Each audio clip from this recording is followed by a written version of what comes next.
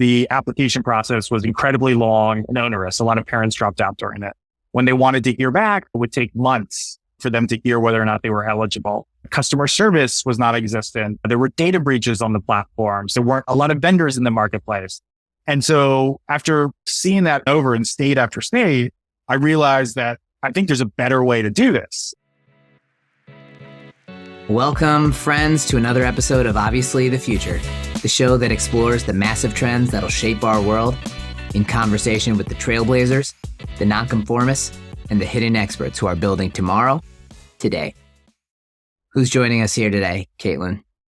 Today we have Joe Connor. He's the founder and CEO of Odyssey Education, an innovative technology platform that helps state governments enact ESA, or education savings accounts and grant programs. But this is not Joe's first venture. Before that, he was a co-founder of a micro school organization called Schoolhouse. And before that, Joe was a lawyer where he worked on education policy work and was a general counsel at a couple of companies like Alt School. So Joe's a fascinating character and knows the space well. So we're talking to a true expert and pioneer. Welcome to Obviously the Future, Joe. It's great to have you here. And I know we want to talk a lot about school choice, alternative education, but I want to start with your background as a teacher. You taught with two legendary organizations in the education space, KIPP and Rocketship Education. Can you tell me something about your time with each? Is something that stood out about those organizations, how they operate culturally, et cetera? Yeah, absolutely. So I spent a few years both at KIPP and Rocketship. For those who aren't aware, national network of charter schools nationwide now, started in the 90s, has really grown to nearly 30 states.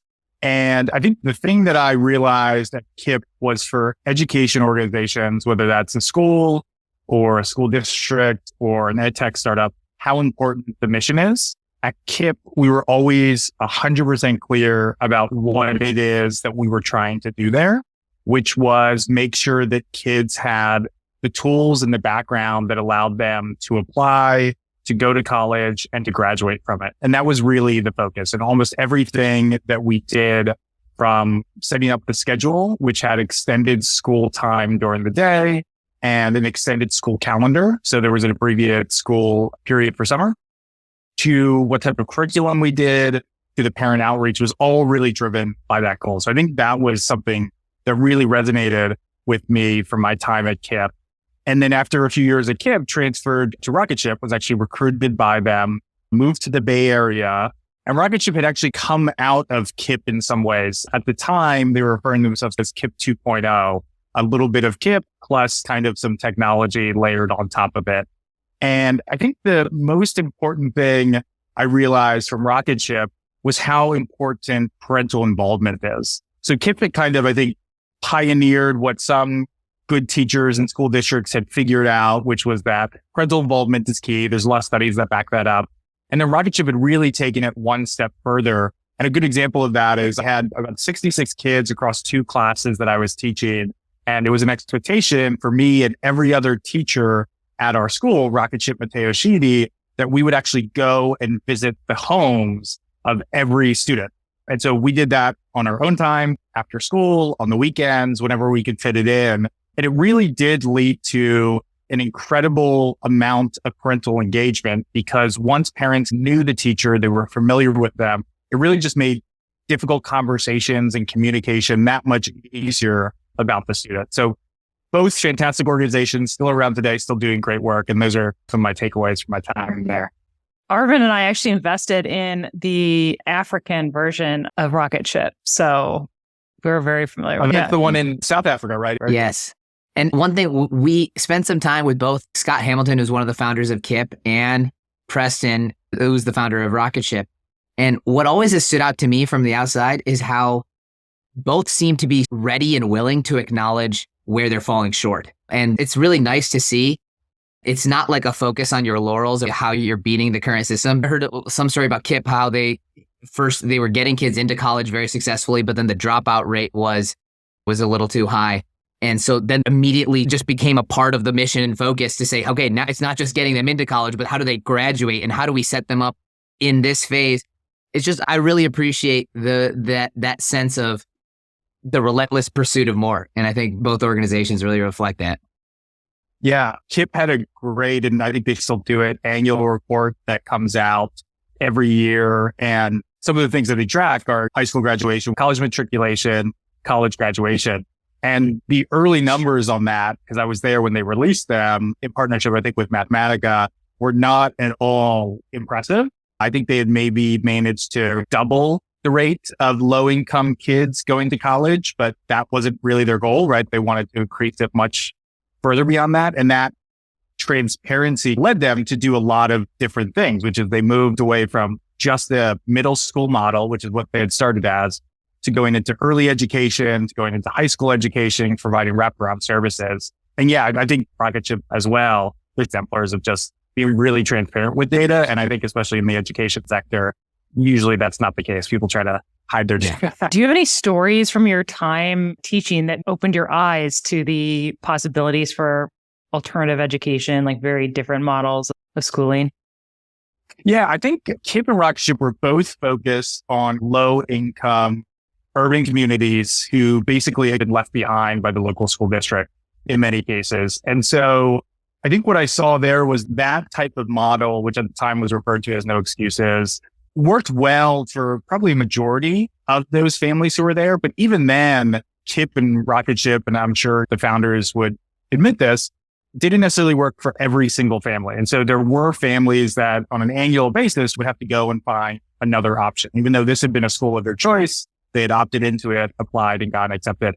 And so I think that seeing that there were still people and families who needed something beyond what at the time was the only type of charter school, which was no excuses, really opened up my eyes to the world of what later became known as micro schools, homeschooling co-ops, learning pods, because that no excuses model was a very specific way to address the college graduation rate. And that's not necessarily what every parent wanted, right? Some parents wanted classical education. Some parents wanted like a whole child pedagogy. Some parents wanted like Montessori.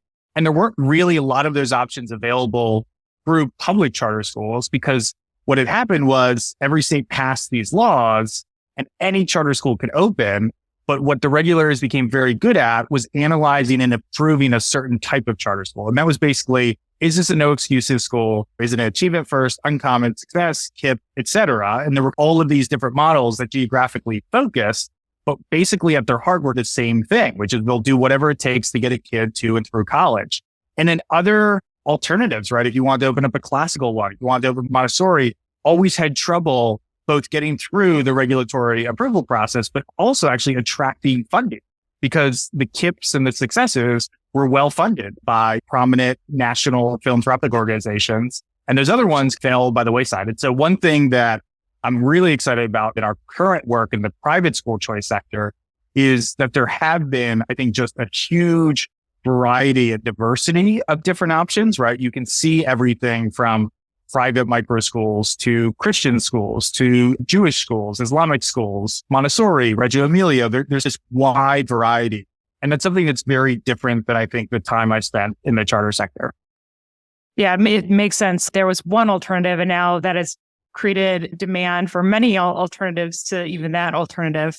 As I've made the argument that alternative education is going mainstream and deeply believe that, the demand just keeps on going up. Do you have any stats or thoughts even about why now? Like, why is the demand from parents higher now than it's ever been? And what's the tipping point?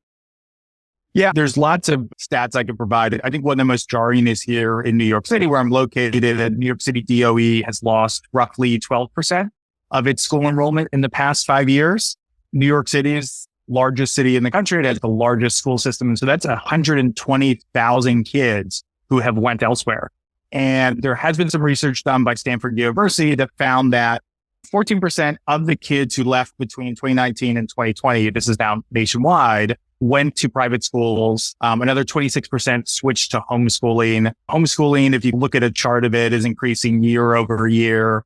And I think a lot of it goes to that the COVID situation prompted a lot of parents to rethink their children's education and explore different options. For a lot of parents, it was by necessity, right? Here in the Northeast, but out West, a lot of schools were closed no matter what. And so parents had to homeschool. They set up their own micro schools or learning pods. And I think that was a tipping point for a lot of parents in terms of ownership of their education, because coming out of the pandemic, what we saw, and one of the reasons that Odyssey has been able to really flourish in this environment, is parents really want something that's different, right? Whether that's because the local school isn't considered safe or isn't meeting their needs, isn't challenging their student, isn't taking care of their special needs student. They really want something. And I think as a former educator and now a parent, I think it's really important that states provide this to families, that they actually have this option. And so I think increasingly, that's why you're seeing new policies such as education savings accounts and microgrants and other school choice programs pass, because parents realize that they do want something different and the states are responsive to that need. And can you help just explain for people who don't know, like, what is Odyssey? What's the idea behind an ESA or micro grants? Why are they gaining momentum? So microgrants and ESAs are both forms of direct funding for parents for education. A good analogy is an ESA or education savings account is similar to a health savings account. So a lot of people are familiar with that. Instead of in a HSA where a parent is putting away money for medical supplies, an ESA is actually the state taking the funding that's intended for the student, giving it directly to the parent, and then the parent can spend it as they choose. Each state program is run separately and differently. So that means that what Arkansas does for a program is different than Iowa, but at a kind of broad level, what it means is a parent can spend money on a private school. They can go hire a tutor with it. They can take online classes. They can buy notebooks and pencils. The idea really is that it's this pool of funds earmarked for the parent on an annual basis that they can use to pay for their son or daughter's K through 12 education. And I think that's something that's really exciting. It is a fully wraparound pool of funds where it's not just going to pay for the tuition, but it's going to pay for any expenses outside of that. So if there's after school, if there's summer camp, if there are books that someone wants, all of that stuff can be paid for with the ESA, which makes it in many ways a very fungible pool of money. And for the first time is unlocking some of the state funding that in the US has so long always gone to district schools. And so it's a really powerful way for the first time ever for parents to actually take the funds that they're entitled to by being a resident of the state and pay for what it is that they want. And I think it's interesting kind of being on a side where we are running these programs that you actually are seeing kind of what parents are voting on by spending their money. And so things like obviously private school tuition are very popular. But we also see lots of things for behavioral therapy services. Oftentimes, and I know this is a former educator, it's very hard in a public school district to get an IEP or some type of document to identify that your son or daughter has a learning disability. And so one thing that we often see is people who opt into the ESA, and one of the first purchases is going to a behavioral therapist, going to a speech therapist, going to something like that to get that diagnosis that they've been waiting on. And so anyway, this is a idea that predates the pandemic, but has been accelerated by it. Today, there's about 18 states that have some version of these programs, whether it's an education savings account or a microgrant. The programs are complex. It involves a state being able to be good at about 6 different things. They have to be good at marketing and outreach, reach out to parents, letting them know that these programs exist. They have to be able to process applications. They have to be able to do identity verification to see who's eligible. They need to actually create the marketplace. They need to do payment processing, and they need to retain the data and have it in an auditable form. And so what states have found is that they typically can't do all 6 of those. And so that's where Odyssey comes in. So we're a company that we contract with states and we run the program from beginning to end.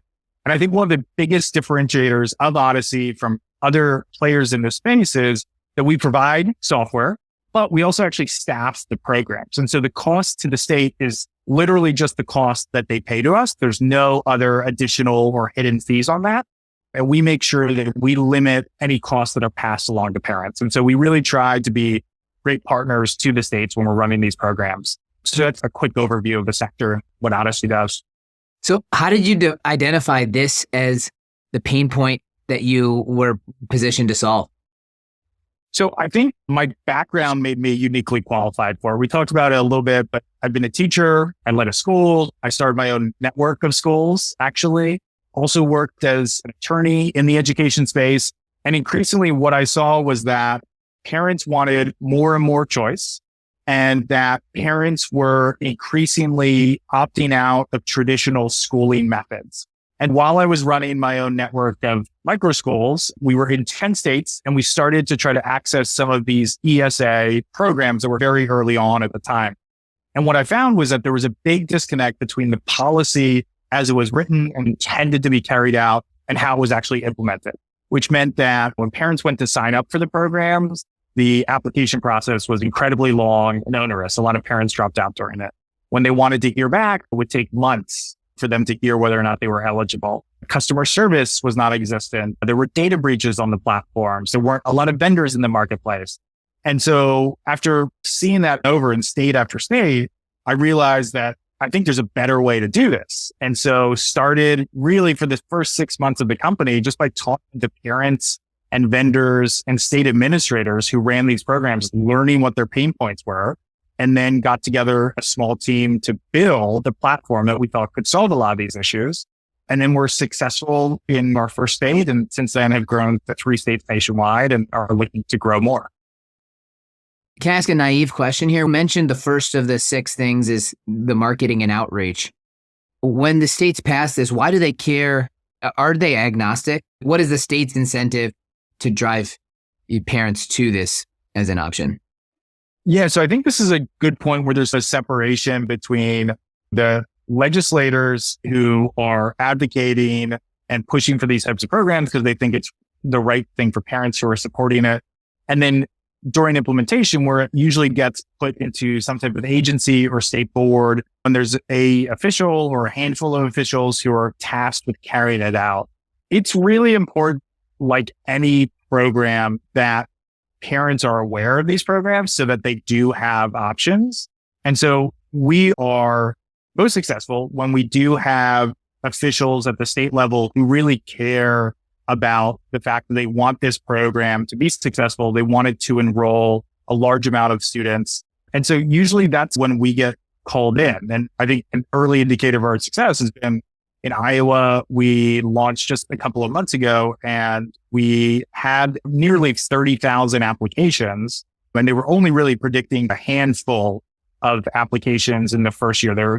They were thinking that there'd be about 14,000 approvals. And when all was said and done, we blew past that by about 4,500.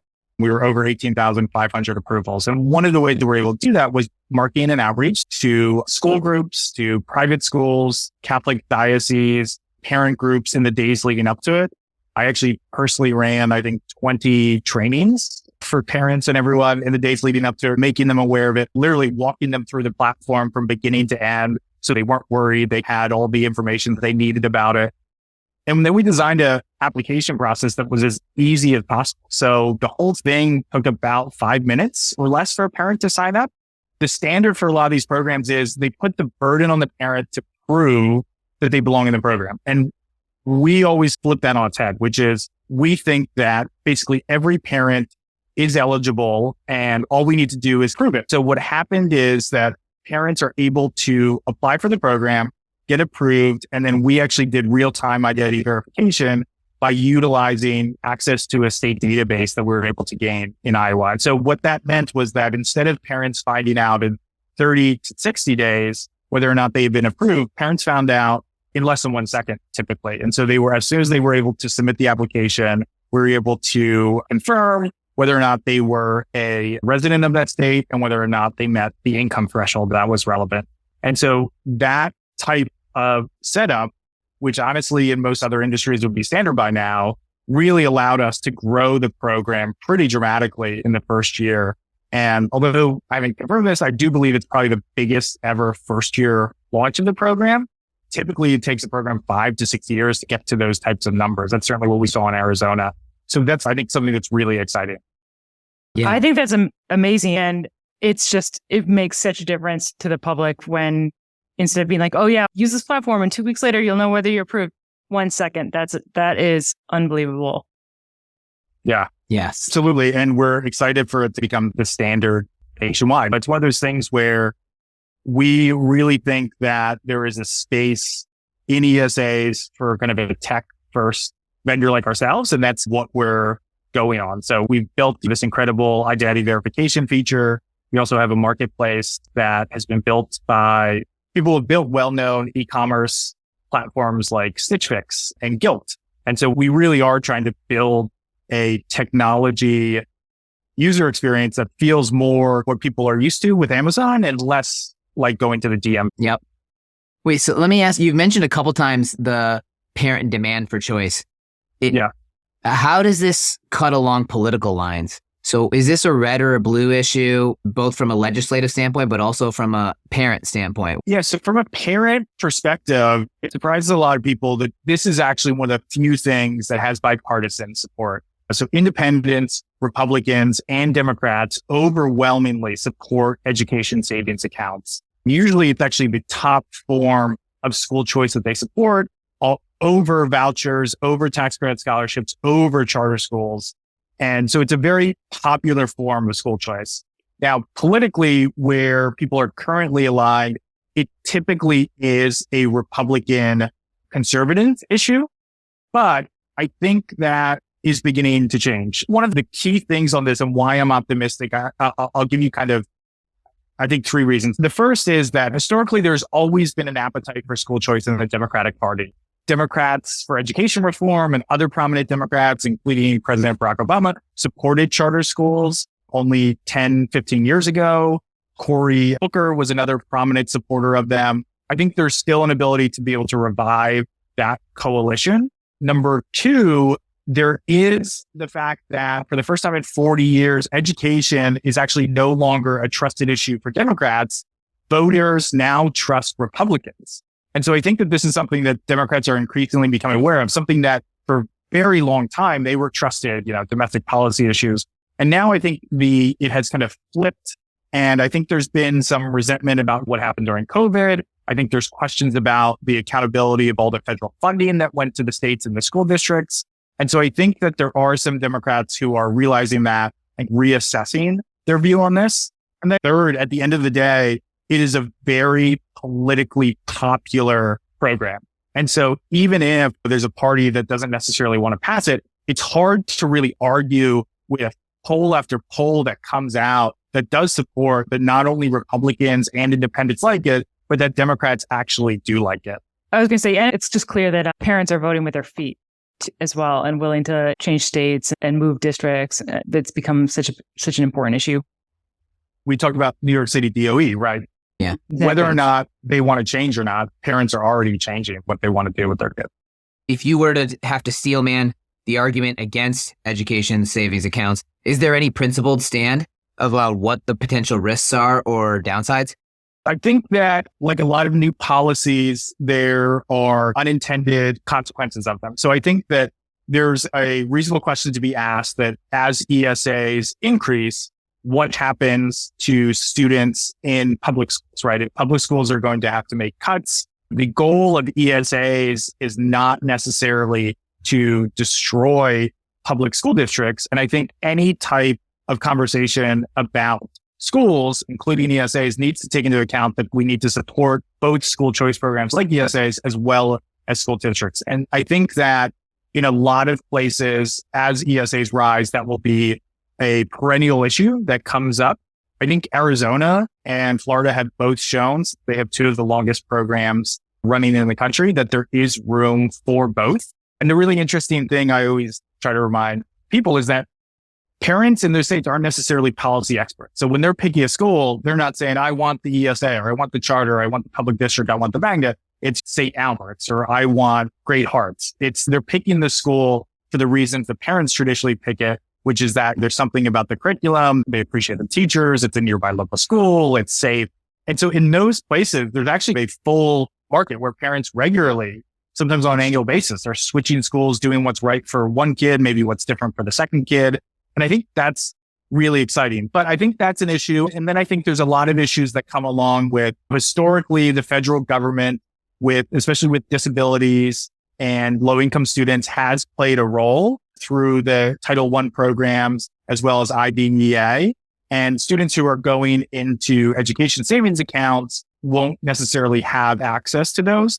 I actually think that the solution for that is an interesting policy, which would actually allow those funds to be fungible and actually also follow them to the school of their choice, whether that's a homeschool or a private school. Arvin and I, in our previous life, co-wrote a paper with Ross Lipstein, who was at Summit Schools for a long time, called Seeing Beyond the Mirage, which we use as this analogy to explain to education ministers that the mirage is, my job is to run the public education system, when really they should believe that their job is to ensure that every child has access to a high quality of education. And if you can change from that sort of like input-oriented mindset of just running the system to an outcome, you'd be able to see an oasis of blossoming schools and kids having their needs met. And I think your point about families that send different kids to different schools, maybe one goes to an art school, maybe the other is going to an athletic academy, is just a very clear example about how it's not so cut and dry, one size fits all anymore. Yeah, I mean, it's a really interesting approach, even in states where EFSAs have passed, because historically the agencies and boards tasked with overseeing them are used to a highly centralized top-down approach.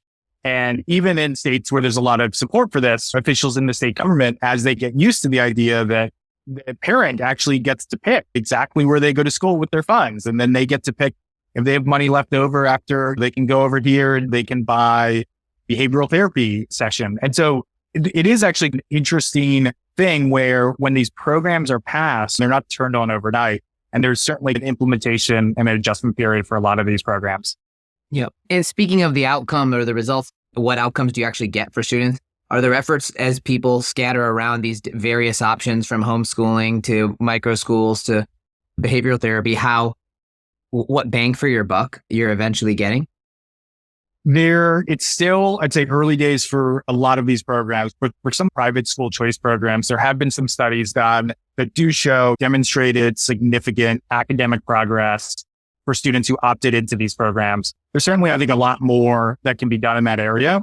And one of the benefits of having kind of the federal system we do is that each state gets to take their own approach to the ESA. Some states that are mandating that there are either kind of standardized tests or some portfolio of work. I think that's probably a expanding area for this as we move through. Now there's 18 programs. We have about majority of those that are implemented, and we'll start getting the results back in the next few years. I think there's a huge need for academics and think tanks to really dive into the results and see, hey, this was the policy and what are the intended outcomes. I can say, like, the stories that we hear every day in Iowa are incredible because these really are life-changing programs. Someone from a rural school in Iowa called me the other day to tell me there had been this local family who had called year after year to check on the local tuition at their Catholic school to see if they could afford it. And every year they were told what the price was and they couldn't afford it. And so they had to continue to go to a school that wasn't really meeting their needs. And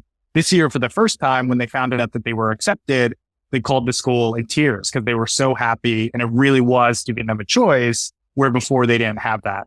So I think that at the end of the day, a lot of the success of these programs will certainly be judged by academic proficiency and other markers. But I think it's also important just to remember that at the heart of it, there is a moral argument to be made that parents do have a right to educate their kids how they want, and giving parents that choice and that power in the form of dollars is really powerful. Yeah. Speaking of morality, you're a platform kind of showing the options that people have available to them and as to how to use these funds. And if there's anything I've learned from big tech, it's the power of these platforms to subtly influence your decisions. How do you view your ethical obligation as a platform in terms of showing people the options, but also the little decisions you make about where one option is relative to another on the website or how things are positioned? What's the ethical framework that you use to guide your decisions there? Yeah. So first and foremost, the primary one is each state, usually at the Department of Education or Board of Education, actually sets, these are the rules for the marketplace, right? And so the very first thing we do during implementation is we're essentially inserting those rules into our software platform and making sure that approved products and services show up and ineligible ones don't. So that's the first big, I think, constraint for the marketplace. After that, we're really focused on making sure that parents have as much information as possible to make a good decision. And so increasingly, we have been adding to the information that parents have access to. Some of the feedback we got in our first state in Idaho was there was a preference to be able to shop at local Idaho small businesses. So one of the things that we actually added to Idaho specifically was essentially just like a little button that said, this is an Idahoan owned business. It was a little bit more work for us, but it was something that gave the parents more information. It was something that we had listened to with feedback. And I think 3, where we're trying to move is, in addition to providing information, we really want to provide a ratings and review system. And so one thing that we're looking at, and we'll work closely with our states that we're implementing it to decide whether it's right for them or not, is being able to kind of surface, hey, you're buying services from this behavioral therapist. Someone bought last month from them. This is their rating and review. It's anonymized, obviously, to protect PII. But I think we want to get to a place where we have a robust marketplace that not only has lots of options, but actually has lots of information for parents to make informed choices. Having been an EdTech founder twice now, one of the things that always, I think, still surprises me is how little information in education is consumed broadly across the internet in terms of what's the best programs. Oftentimes when I ask people, hey, how'd you decide on that school? How'd you decide on that after school program? It's usually my brother, my sister, my parents, right? People still rely on this group of friends and families and acquaintances drive their decisions often. And so one thing that we're really trying to do at Odyssey is to take all of that information that's usually siloed in text message groups or WhatsApp groups and actually share it across the platform. And this really came about, obviously, because in other sectors we have that, but parents have actually found their workarounds for a lack of information for ESAs. A great example is Arizona, that has one of the longest running ESAs. There has been, since the program started, probably not enough information shared about all of the vendors in that state. And so one thing the parents have done is actually create their own Facebook groups and share information about, hey, you're looking for someone in South Phoenix, right? Here's a great tutor. You're looking for a music school in Scottsdale. Here's a great option for that. And so parents will regularly come, they'll post a question, someone will post a response, and that's how they're solving this current dearth of information. But that's honestly something that software is much better equipped to do. That's a highly manual, kind of highly chance-driven process. And so what we want to do is essentially, if someone's already posting about this was a great service, or hey, be careful about this service, we want to actually get that into a ratings or review system. So that's something that our engineering team is looking at on their roadmap. Got it. Given your specific background working at No Excuses charter schools, being involved with micro schools, founding a micro school group, now with the bird's eye view for all these different options within alternative education, I think every parent listening, including myself, wants to know, what do you think about what you're looking for? I know you have a young one now. You got time left to kind of figure out your options. What's top of mind for you in terms of what you'd like to get out of that educational experience? Yeah, I think there's kind of 2 lenses I approach it from. I think my own personal experience with education, I had great schools and great teachers that I was lucky enough to attend. My parents opted to put me into Catholic school and elementary and middle school, and I had a great experience there. And then I went to an independent private school for high school in Philadelphia and really enjoyed both of those. And so I think that certainly influences it. And then I think on top of that, part of what I get to see every day is some of the coolest and newest ideas that are out there. And some aren't even new. They're just reiterations of that. Classical education is very popular again. So what I'm looking at is, I think what a lot of people want, which is a community where parents and teachers work together that has a very clear ethos and mission. I really do think that there is something to the Montessori method at a young age. I have friends with a lot of the founding team from Higher Ground Education, which is one of the largest Montessori networks in the world. And I think over the years, they've prevailed upon me that there's something there. So I really like that approach. But I think at its heart, a lot of it is figuring out what you think would do well for your son or daughter, and then trying to match it in some ways with what you value as a parent and as a family. And so it's hard to give always an equation for that, but that's what I approach it with, which is just what have I learned about and seen in kind of my professional career? And then personally, what do I think makes a really good education? And this is a question we ask everyone in a segment on the pod called Hot Takes.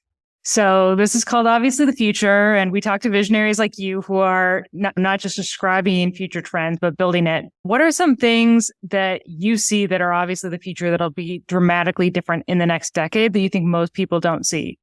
And yes, I think there's been a massive explosion in alternative education models that will continue to increase for the next 5 to 10 years. So I anticipate seeing increases in the new sector of micro schools and learning pods. I think charter schools and private schools will continue to increase. I think the second thing, and this is related to that, is that there will be massive decreases in enrollment for public schools. You're already seeing that. Almost every major urban school district right now is losing enrollment year over year.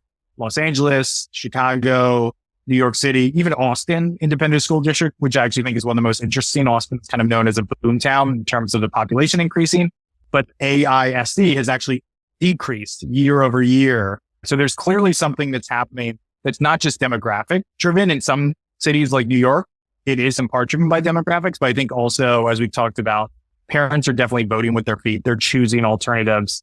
I think along with that, there's going to be the risk of the public schools getting much worse before they get better. A lot of these enrollment decreases have happened without budget cuts. And the reason for that is the federal government injected a massive amount of money into school districts nationwide during COVID. And also several states implemented what are known as hold harmless provisions so that school districts weren't necessarily penalized for people who had left the last couple of years. The hold harmless provisions are going away and the federal government funding is stopping. And so what that means is that these school districts are now faced with a fiscal cliff. And so they're going to have to cut teachers, class sizes are going to increase. They're going to have to close schools. And in a environment in which parents are already leaving schools that are fully funded and have more money than they ever have, as those cuts start to take hold, I think more and more parents are actually going to leave. And so I think it's going to get much worse in terms of public school enrollment before it gets any better. I think one of the reasons we founded Odyssey is another hot take, which is that increasingly states are passing school choice policies. 2021 was called the year of school choice until 2022, where they passed even more. And then this past year, they passed even more than the last 2 years. There really is, I think, a movement here that has lagged behind where their parents were, honestly. Parents wanted parent choice probably 3 years ago, as soon as the pandemic hit. But like a lot of things, education policy is a lagging indicator. And so it took politicians and people a little bit to catch up. And then I think that a lot of these trends are driven by the fact that, and we talked about this earlier, but that for the first time in 40 years, what historically has been a democratic advantage on education has switched. And now a lot of polls seem to confirm that Republicans are more trusted on education. I think there's reasons you can debate why that is. But I think what that means really for education for the next 5 to 10 years is that increasingly what the Republican Party decides is important in K-12 education will be where the country is headed.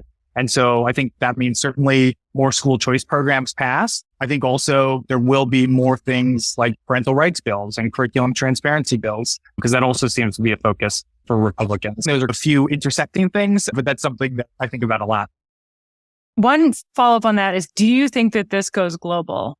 I do. I think that one, the U.S. is often a exemplar for many trends around the world, even in education. Although we're not necessarily the highest scoring internationally, I think the charter school movement affected numerous countries around the world, right? We talked about the effect just on South Africa with that one network, but those types of schools were imported to many other countries. They were called different things, but it was highly influential. The idea of taking what was a top-down bureaucratic approach, decentralize it, allowing nonprofits and kind of more freedom to run schools was very attractive. And yes, I do think that increasingly these types of policies will show up overseas, if only because I think really the time has come, right? I don't think anyone pre-COVID was 100% happy with the way the school system was run. And I think also technology is a huge increase in that, right? Our marketplace lives on the internet. There's not a world in which you can do this manually or in person. And so I think that also will affect this as people get very used to that level of choice. In other sectors, I think they're going to demand it in education. Nice. This is the first episode I think we've recorded that has not yet had the word AI in it. Let me just ask you real quick, any hot take on AI in education, personalized tutors? Do you think you could be replaced by a GPT-5 in a Khan Academy form factor? Yeah, my hot take on AI might be disappointing to the audience. I'm a skeptic, I think, until proven otherwise. And that's just because I think you two might agree with me on this. There have been a lot of promises over the last 10, 15 years about personalized learning and software that haven't really come to fruition. Flipped classrooms, hybrid classrooms, learn the principle at home, and then you come in and you do the work with the teacher, guide by the side. And a lot of those did not work out for one reason or the other. It seems with artificial intelligence, we might be at a tipping point. But I think the hard thing, like a lot of technology with education, is how does it actually get implemented? I'm probably dating myself for some of the audience, but I remember when like laser discs were a big thing when I was growing up, they were going to revolutionize education. Everyone would have a laser disc. You could put it in. It would teach everyone everything. Cable was supposed to revolutionize education. Best artificial intelligence, in my mind, will probably not come from someone who is completely outside the education model. I think it will come from someone who actually has a lot of experience working with kids. I don't think that necessarily has to be a school or a school district, but I think in terms of making artificial intelligence useful and helpful for teachers, parents, and students, you actually need to understand what some of those needs and wants of those people are. And so I think that it'll be really interesting to see which companies are able to do that. But yeah, I guess consider me a skeptic until proven otherwise. Okay, so last question. Caitlin has this list titled My Younger Self, and it includes a bunch of timeless books that she would recommend to her younger self to read. So in the spirit of that list, we've been asking all our guests, can you give us one book that you'd want to share with your younger self and tell us why? Yeah, maybe an odd choice, but this book, it's called Crooked Cucumber by Shunryu Suzuki, who was one of kind of the first Japanese Zen masters to come to the United States. He came in the post-war years, landed in San Francisco, and started what is the modern Zen Buddhist tradition in America, first in San Francisco, and then a lot of his students went on to found them nationwide. And I think the most interesting part of it for me has been, as someone who was raised in a faith tradition completely different than that, how useful a lot of the book is just for daily living. There's this focus that he brings that is honestly at odds with kind of Buddhism in Asia, but has this very American practical focus on really just focusing on your breath and meditation. And so it's just been this book that throughout my life, I've always been very interested because it was this small, young Japanese Buddhist teacher who spoke almost no English, who came to America and just had this kind of incredible effect by focusing on this one particular thing, which is that at the heart of Zen Buddhism was this idea of sitting, meditation, focusing on your breath, and just had this profound influence. And so the book is very well written and it's very interesting and engaging. And it's a book that I read probably first when I was at college and probably wish I read when I was younger. Awesome. What a title too, Crooked Cucumber. Yeah, exactly. That literally, just taken out of context, that could be a children's book. That could be all sorts of things. That could be in any category of the bookstore. Absolutely. Yeah. Anything you want to plug? Any place people can find you? On Twitter at Joseph J. Connor. And then feel free to check out our website, www.withodyssey.com. Awesome. Thank you so much for joining us, Joe. We really appreciated having you. Thanks for coming on.